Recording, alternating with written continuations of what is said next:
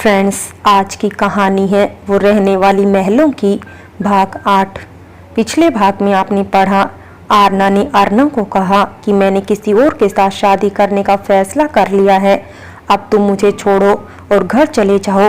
क्या तुम ये क्या बोल रही हो आरना? उसने हाथ की पकड़ ढीली कर दी। आरना ने अपना हाथ छुड़ा लिया।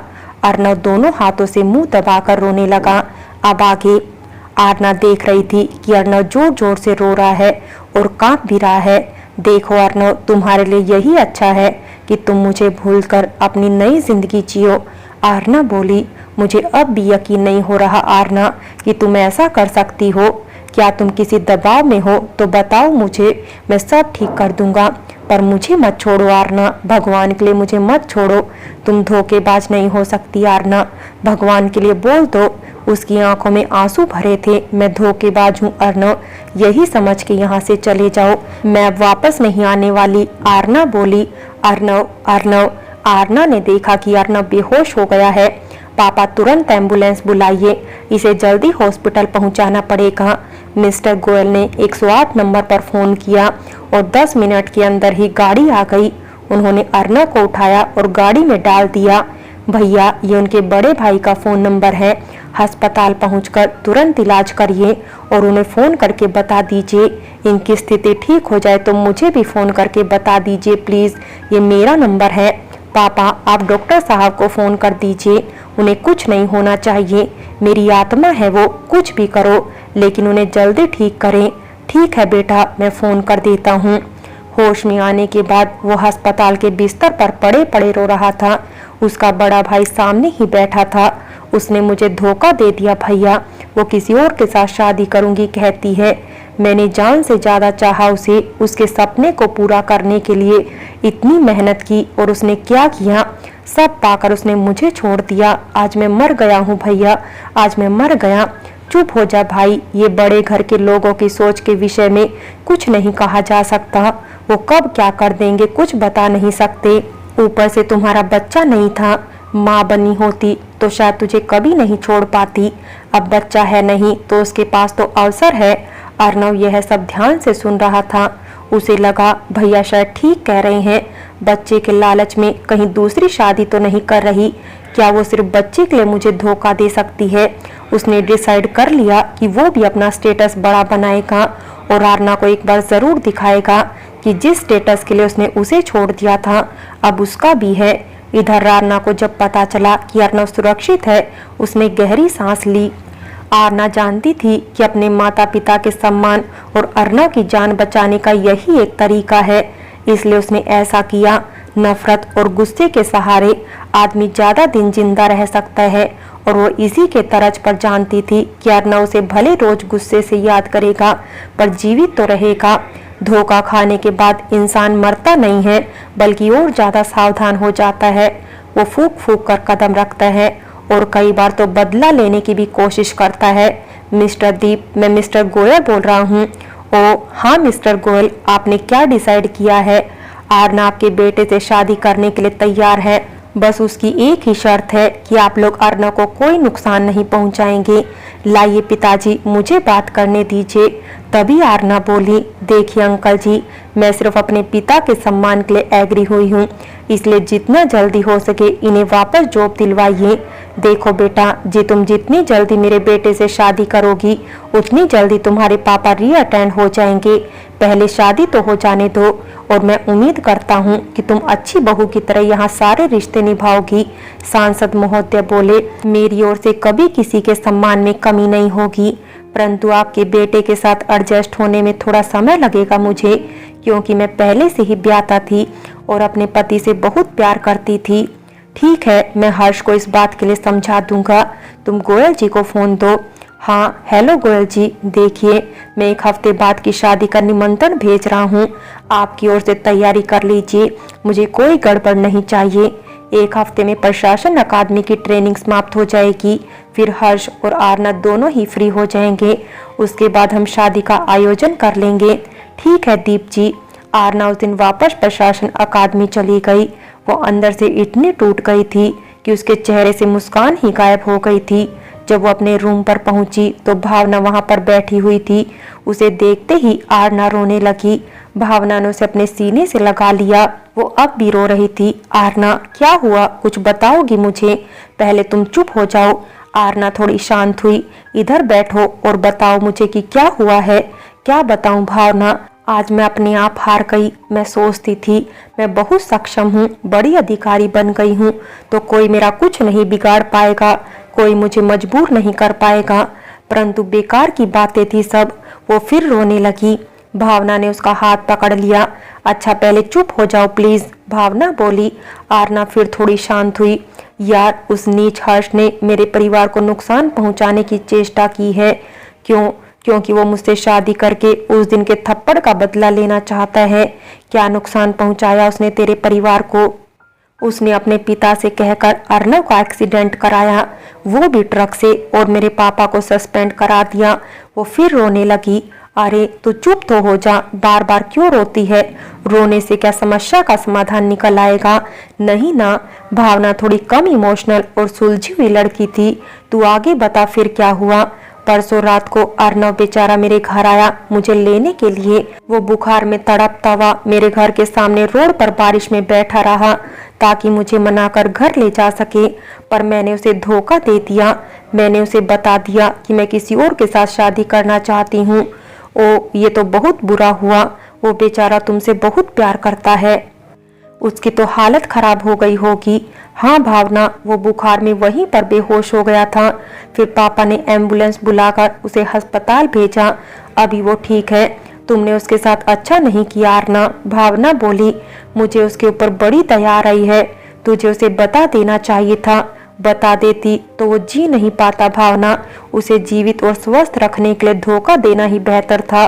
हाँ, ये तो तू ठीक बोल रही है, पर तेरे इस फैसले से तेरे जीवन पर कितना असर पड़ रहा है ये देख तू। तुझे हर्ष के साथ निभाना पड़ेगा। हाँ भावना, क्या करूं मैं? उस नीच के साथ निभाना जैसे मेरे लिए कांटों पर चलने के समान है। मैं जानती हूँ भावना कि उसे सिर्फ मेरा शरीर चाहिए। वो मेरे शरीर को नोच नोच कर खाएगा और मैं कुछ नहीं कर पाऊंगी। मैं समझ सकती हूँ आरना, परंतु कितने दिन? यदि तू उससे भावनात्मक लगाव खत्म कर देगी तो तेरे शरीर से भी उसका मन धीरे धीरे उब जाएगा। फिर वो तुझसे अलग रहने की कोशिश करेगा। बस यही एक तरीका है उससे अलग होने का। तुम कुछ ऐसा करो कि वो खुद से अलग होना चाहे।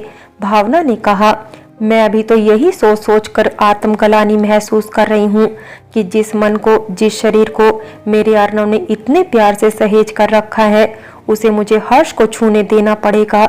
छी, पता नहीं मैं कैसे बर्दाश्त कर पाऊंगी। सब ठीक हो जाएगा अर्ना, तू बस धैर्य रख और अपने ईश्वर पर भरोसा रख। चल अब सो जा, कहकर दोनों सो गए। अगले दिन क्लास के बाद हर्ष उसके पास आया। रुको 2 मिनट, हर्ष बोला। उठो यहाँ से, मुझे जाना है, आरना बोली। अब तुम मेरी बीवी होने वाली हो, बैठो। अभी बनी नहीं हूँ हर्ष। मजबूरी में तुम मेरा शरीर हासिल कर सकते हो, पर मुझे नहीं। देखो आरना, मैं तुम्हें चाहता हूँ और मुझे जो तरीका तुम्हें हासिल करने का ठीक लगा मैंने वही किया। इसे तुम चाहत कहते हो हर्ष। अगर तुम मुझे सचमुच चाहते तो मेरी खुशी में अपनी खुशी ढूंढते। तुम्हें तो सिर्फ मेरे जिस्म से लगाव है। तुम्हें वही चाहिए ना, बस वो तुम्हें मिल तो रहा है। तुम्हारी तो इच्छा पूरी हो रही है। देखो आरना, तुम इस तरह मुझसे बात ना ही करो तो अच्छा होगा। तुम्हारे एक्स हस्बैंड के लिए भी और तुम्हारे मम्मी पापा के लिए भी। सिर्फ उन्हीं की वजह से मैं तैयार हुई हूँ हर्ष, ये बात तुम भूलना नहीं। मुझे ये भी मालूम है मैंने जो तुम्हें तमाचा मारा था उसी की वजह से तुम्हारा ईगो हर्ट हो गया और बदला निकालने पर तुल गए हो तुम। ऐसा ही समझ लो, पर अब तुम्हें मेरे ही साथ रहना है, ये अच्छे से याद रखना।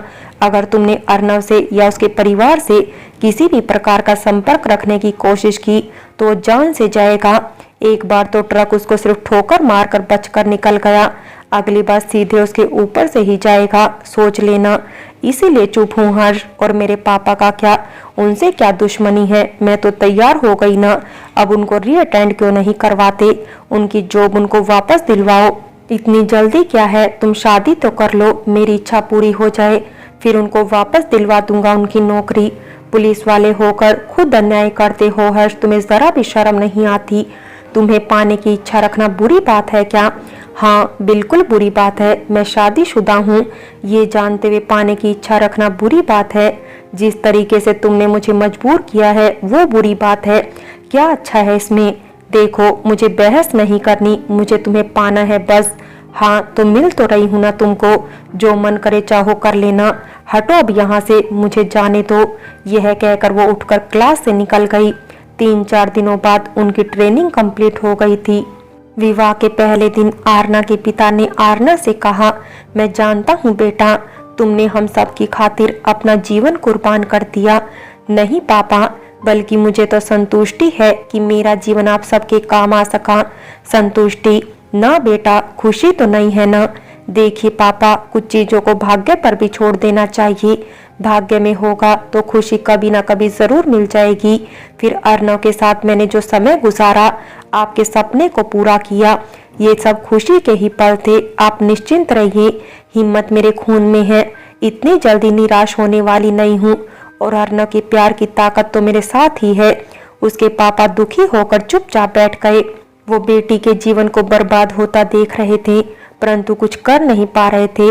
आरना ने पिता के कंधे पर हाथ रखा, और सब ठीक हो जाएगा पापा, आप चिंता मत कीजिए। अगर हम ठीक हैं, सच्चे हैं, तो भगवान सब ठीक कर देंगे। क्या पता बेटा, मेरी अंतरात्मा मुझे कचोटती है, ये सब मेरी वजह से हुआ। कोई घटना किसी की वजह से नहीं होती पापा, ये सब नियति का खेल होता है। ऊपर वाला सब पहले से ही लिख कर रखता है, इसलिए मैंने इसे अपनी नियति मान लिया है। आप जाकर आराम करिए, क्योंकि कल मेरी शादी है। पापा की आंखों में आंसू थे, वो उठकर सोने चले गए। दूसरे दिन हर्ष और आरना की शादी हो गई। सांसद ने बड़ा खर्चीला विवाह आयोजित किया था। सारे मंत्रीगण, विधायक उसके बेटे की शादी में आए थे।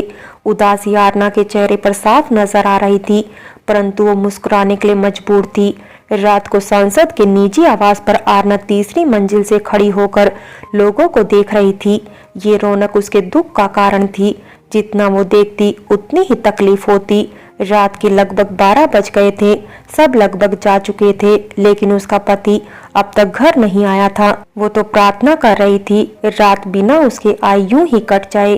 पर अचानक 1 बजे के आसपास उसके कमरे की घंटी बजी। उसे समझ में आ गया कि हर्ष आ गया होगा। उसने जाकर दरवाजा खोला। सामने हर्ष ही था, परंतु उसके मुंह से शराब की बदबू आ रही थी। तुम पीकर आए हो हर्ष? हाँ, पीकर आया हूँ। और तुम कौन होती हो पूछने वाली? अभी शादी करके बीवी बनाया ना? हाँ, तो क्या हुक्म चलाओगी? चुपचाप नौकरानी की तरह यहाँ पड़ी रहो। मुझे शराब पीने वाले बिल्कुल पसंद नहीं है हर्ष। आरना बोली, तुमसे पूछा किसी ने? मेरी मर्जी, मैं जो चाहे करूं, पी कर आऊं।